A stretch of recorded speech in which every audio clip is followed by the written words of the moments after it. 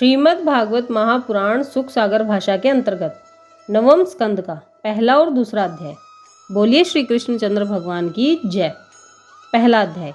श्री सुखदेव जी के द्वारा वैवस्वत मनु की वंश उत्पत्ति की कथा का वर्णन। इतनी कथा सुनकर राजा परीक्षित ने कहा, हे महामुने, मैंने 14 मनवंतरों की कथा आपके श्रीमुख से श्रवण की तथा राजा सत्यव्रत की कथा, जिसे मत्स्य भगवान ने ज्ञान उपदेश दिया था, उसे सुनकर मुझे बहुत ही आनंद प्राप्त हुआ। परंतु अब मेरी इच्छा है कि मैं आपके मुखारविंद से यह सुनूं कि कौन कौन से राजाओं ने कौन कौन से मनवंतर में राज्य किया, अथवा इस समय जो सूर्य का पुत्र श्राद्ध देव मनु राज्य कर रहा है, उसकी संतान उत्पत्ति की कथा विस्तार सहित कहिए। परीक्षित के यह वचन सुनकर सुखदेव जी ने कहा, हे राजा परीक्षित, उसका वर्णन विस्तार सहित तो कोई सैकड़ों वर्षों में भी नहीं कर सकता है, अतः मैं संक्षेप में उनकी कथा वर्णन करता हूँ, इसलिए तुम उसे ध्यानपूर्वक सुनना। जब महाप्रलय के उपरांत संपूर्ण संसार में चारों ओर जल हो गया, उस समय केवल एक आदि पुरुष श्री नारायण जी ही शेष बचे। तब उनकी यह इच्छा हुई कि संसार को उत्पन्न करके अपना स्वरूप स्वयं देखूं। उस समय एक कमल का फूल श्री नारायण जी की नाभि के द्वारा उत्पन्न हुआ। उस पुष्प से ब्रह्मा जी प्रकट हुए। उन्होंने श्री नारायण जी के आदेशों के अनुसार मनु नामक एक पुत्र की रचना की। उस मनु के हृदय से मरीचि ऋषि उत्पन्न हुए और उनसे कश्यप नामक बालक की उत्पत्ति हुई। कश्यप से सूर्य उत्पन्न हुए और सूर्य से श्राद्ध देव मनु का जन्म हुआ। जब श्राद्ध देव के कोई संतान उत्पन्न नहीं हुई, तब उसने वशिष्ठ ऋषि से प्रार्थना की कि हे ऋषिवर, आप कोई ऐसा प्रयत्न कीजिए जिससे मेरे यहाँ कोई पुत्र उत्पन्न हो जाए। वशिष्ठ जी ने कहा कि तेरे यज्ञ करने से तेरे पुत्र उत्पन्न हो जाएगा। जब श्राद्ध देव मनु की पत्नी ने वशिष्ठ जी के साथी ब्राह्मण से, जो हवन कुंड में घृत की आहुति दे रहा था, कहा कि हे विप्रदेव, मेरी यह इच्छा है कि मेरे यहाँ एक अत्यंत रूपवती कन्या का जन्म हो जाए। तब उस ब्राह्मण ने कन्या उत्पन्न होने के निमित्त मंत्र पढ़कर आहुति दे दी, जिसके फल स्वरूप उसके यहाँ एक अत्यंत सुंदर कन्या का जन्म हुआ। तब वशिष्ठ जी ने उसका नाम इला देवी रख दिया। उस समय श्राद्ध देव मनु बोले कि हे मुनिनाथ, मैंने तो पुत्र उत्पत्ति के निमित्त यज्ञ की रचना की थी, फिर बड़े ही आश्चर्य की बात है कि मंत्र का फल विपरीत होकर कन्या कैसे उत्पन्न हो गई। तब वशिष्ठ जी ने कहा, हे श्राद्ध देव, तेरी स्त्री ने कन्या होने की कामना आहुति देने वाले पंडित से प्रकट की थी, इसलिए तेरे यहाँ कन्या का जन्म हुआ है। वशिष्ठ जी ने कहा, हे राजन, तू हताश मत हो, ईश्वर से प्रार्थना करके इसी पुत्री को ही पुत्र बना दूंगा। वशिष्ठ जी के यह वचन सुनकर राजा श्राद्ध देव बड़े हर्षित हुए। तत्पश्चात वशिष्ठ जी ने श्री नारायण जी का स्मरण करके जब अपने ब्रह्मतव से उनकी प्रार्थना की, तब प्रभु श्री लक्ष्मीपति ने उन्हें अपना दर्शन देते हुए कहा, हे वशिष्ठ, मैं तुमसे बहुत प्रसन्न हूँ, अतः तुम अपना मनोरथ प्रकट करो। तब वशिष्ठ जी हाथ जोड़कर दंडवत करते हुए बोले, हे भक्तवत्सल, मेरी इच्छा है कि यह पुत्री पुत्र हो जाए। भगवान ने कहा, तथास्तु, ऐसा ही होगा। वचन त्रिलोकीनाथ के मुख से निकलते ही जब वह कन्या सुंदर पुत्र के रूप में होकर खेलने लगा, तब राजा ने उसका सुदुम्न नाम रखा और अत्यंत आनंद मनाया।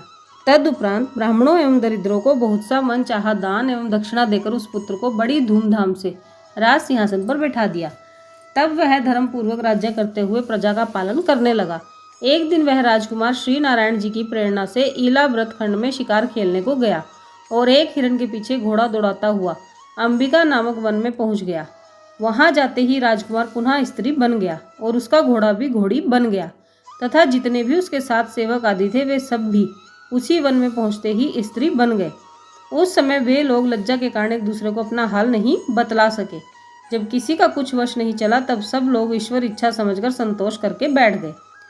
इतनी कथा सुनकर राजा परीक्षित ने पूछा, हे सुखदेव मुनि, अब आप कृपा करके यह बतलाइए कि वे लोग उस वन में पहुंचने से स्त्री क्यों बन गए थे। श्री सुखदेव जी कहने लगे, हे राजा परीक्षित, एक दिन उस वन में श्री शिव जी और पार्वती जी तांडव नृत्य कर रहे थे कि उसी समय सनकादिक चारों भाई उनका दर्शन करने के निमित्त वहां गए। जब उन ऋषियों ने शिव पार्वती जी को प्रणाम किया, तो पार्वती जी ने उन ऋषियों को देखकर लज्जा के कारण अपने नेत्र नीचे कर लिए। तब वे लोग वहां से निराश होकर नर नारायण के दर्शन करने के निमित्त बद्रिकाश्रम को चले गए। तब पार्वती जी ने शिव जी से कहा कि आप विहार करने के लिए कोई आश्रम क्यों नहीं बनवाते, जो मुझे इस प्रकार वन में लज्जित करते हैं। आज लज्जा के कारण मुझसे अपना मुंह भी किसी को नहीं दिखलाया जाता। यह सुनकर महादेव जी ने कहा, हे प्राण प्रिय, तुम रुष्ट क्यों होती हो। मैं इस वन को ऐसा शाप देता हूँ कि आज से इस वन में देवता, दैत्य, मनुष्य तथा पशु आदि जो भी कोई पुरुष रूप में आवेगा वह तुरंत ही स्त्री बन जाएगा। इस प्रकार आज सुदुम्न इस वन में आते ही स्त्री बन गया था।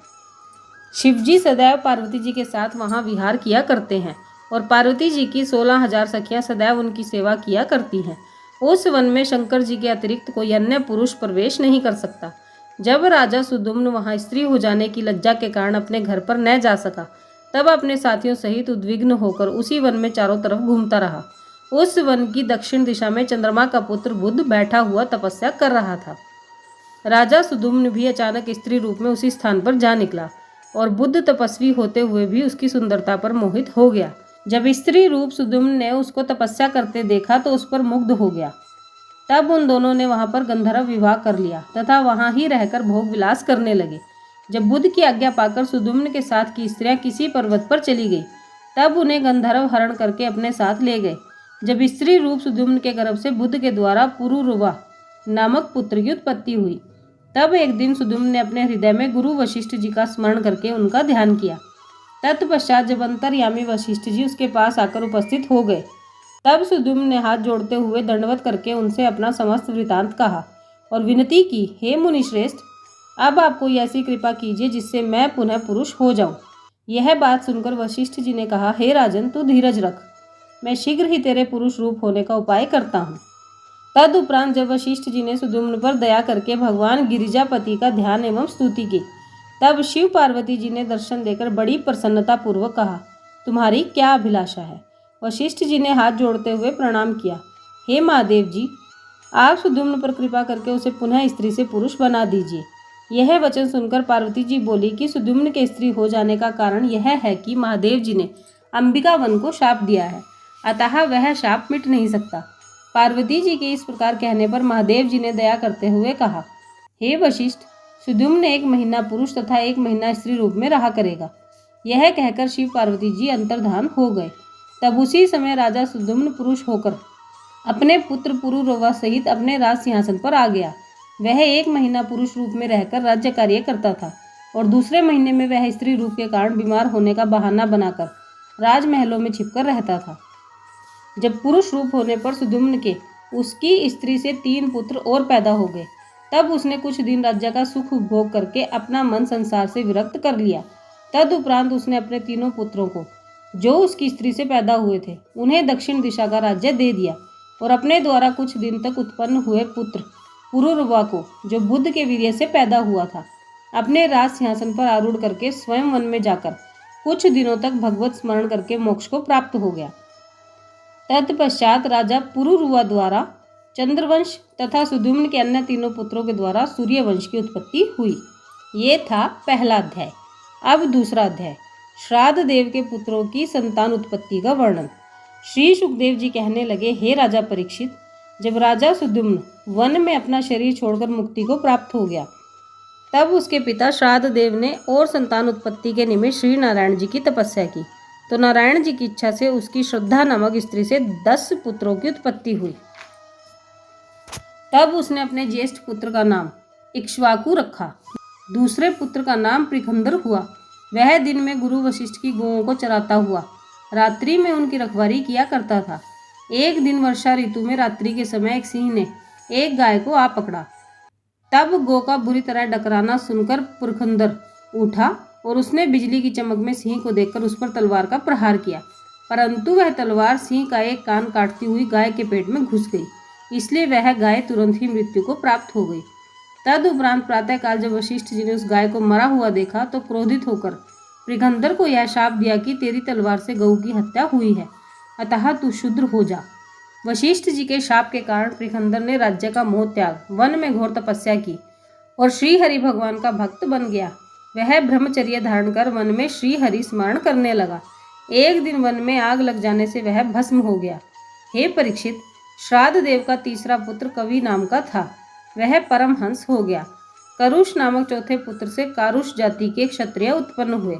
उन्होंने उत्तर दिशा का राज्य संभाला। 5वें पुत्र का नाम धीरिष्ठ था। उसके द्वारा धरिष्ठ जाति के क्षत्रिय पैदा हुए। वे अपने शुभ कर्मों से ब्राह्मणत्व को प्राप्त हो गए। नरिग नामक छठे पुत्र के वंशज सुमंत से लेकर अग्निवंश तक तो क्षत्रिय रहे। तदुपरांत वे अग्निवंश भी ब्राह्मण हो गए। नभक नामक 7वें पुत्र का नाभ नामक पुत्र हुआ। उसके कई पीढ़ियों के बाद मरुत नामक एक ऐसा प्रतापी एवं चक्रवर्ती राजा हुआ जिसके बराबर किसी दूसरे राजा ने यज्ञ नहीं किए थे। उसी वंश में एक तृणबिंदु नाम के राजा ने अलम्बुका नामक अप्सरा से विवाह किया। उस अप्सरा द्वारा इड़बिड़ा नामक एक कन्या का जन्म हुआ जो विश्रवा नामक ऋषि को ब्याही गई। उस इड़बिड़ा के गर्भ से कुबेर का जन्म हुआ। तृणबिंदु नामक राजा के विशाल नामक एक दूसरे पुत्र ने वैशाली नामक नगरी बसाई थी। उसके वंश में हेमचंद्र और सोमदत्त आदि कई धर्मात्मा राजाओं का जन्म हुआ। ये था दूसरा अध्याय। बोलिए श्री कृष्णचंद्र भगवान की जय। आज की वीडियो में बस इतना ही, फिर मिलेंगे अगली वीडियो में। राधे राधे।